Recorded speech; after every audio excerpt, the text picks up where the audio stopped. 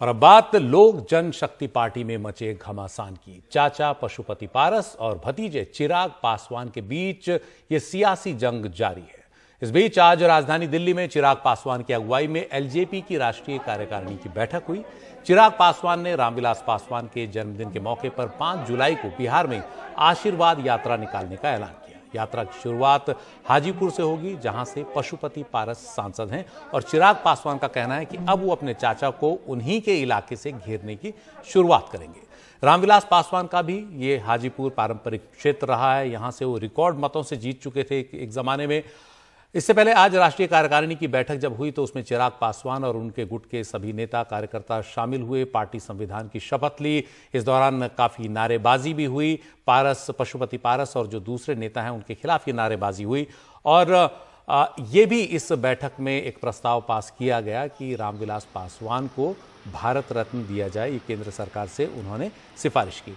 उधर राष्ट्रीय कार्यकारिणी की बैठक पर पशुपति पारस गुट ने कहा कि जब चिराग पासवान अध्यक्ष ही नहीं रहे तो बैठक कैसे बुला सकते हैं। आपको बता दें कि 6 में से 5 सांसद पशुपति पारस के साथ हैं और अकेले चिराग पासवान दूसरी तरफ हैं, जो अकेले सांसद हैं।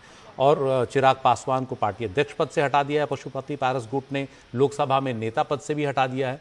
तो पशुपति पारस इस कार्यकारिणी पर जो आज हुई बैठक उस पर ऐतराज जता रहे हैं। की लड़ाई का ऐलान किया राष्ट्रीय कार्यकारिणी की बैठक के बाद। क्या है लड़ाई? देखिए, लड़ाई कुछ नहीं है, ये सच्चाई की लड़ाई है। जिस तरीके से कुछ लोग जनता को भ्रमित करने का प्रयास कर रहे हैं और बोल रहे हैं धोखे से कि भैया राष्ट्रीय कार्यकारिणी का उनको समर्थन है। आज तो राष्ट्रीय कार्यकारिणी की बैठक सबके सामने, मैंने मीडिया के सामने कौन सदस्य है क्या है सबके सामने हम लोगों ने बैठक की है ना।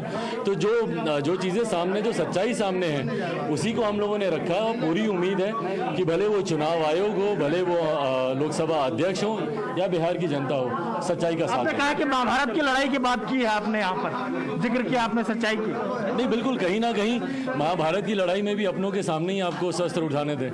आज भी कुछ ऐसी परिस्थिति है कि अपनों के सामने ही मुझे लड़ना है, अपनों से ही मुझे लड़ना है। संकोचित जरूर था कुछ समय के लिए, पर अब पूरे विश्वास के साथ, एक नई ऊर्जा, एक नई शक्ति के साथ इस लड़ाई को लड़ने के लिए ही नहीं, जीतने के लिए तैयार। दिल्ली से निराशा यही वजह है कि 5 जुलाई का अपने पिताजी के वहाँ पर 5 जुलाई को पिताजी का जन्मदिन होता है और जब तक वो जीवित है तब तक इस दिन को हम लोग बहुत खुशहाली के साथ मनाते थे। पर आज उनके नहीं रहने के बाद भी मैं चाहता हूं कि उसी तरीके से ये दिन मने और मेरे लिए ये एक महत्वपूर्ण दिन है।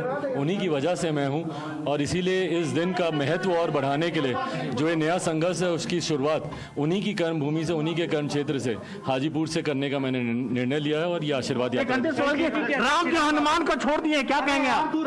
अरे छोड़, अभी तो पता ही नहीं कि छोड़े हैं नहीं छोड़े हैं, क्या छोड़े, उसके ऊपर कोई टिप्पणी नहीं। जैसा मैंने कहा कि मेरी अब आगे की यात्रा अब स्पष्ट है, आगे का रास्ता मेरा क्लियर है। पहली बात, पार्टी को मुझसे कोई नहीं छीन सकता, उसकी लड़ाई लड़ूंगा और जीतूंगा और साथ ही में बिहार के लोगों का दिल भी जीतूंगा, उनका आशीर्वाद भी पाऊंगा। जिनका ये कहना है कि अब जो पार्टी की लड़ाई है इसको जनता के बीच लेके जाएंगे। नई दिल्ली में कैमरामैन अशोक माले के साथ राजीव रंजन, एनडीटीवी इंडिया।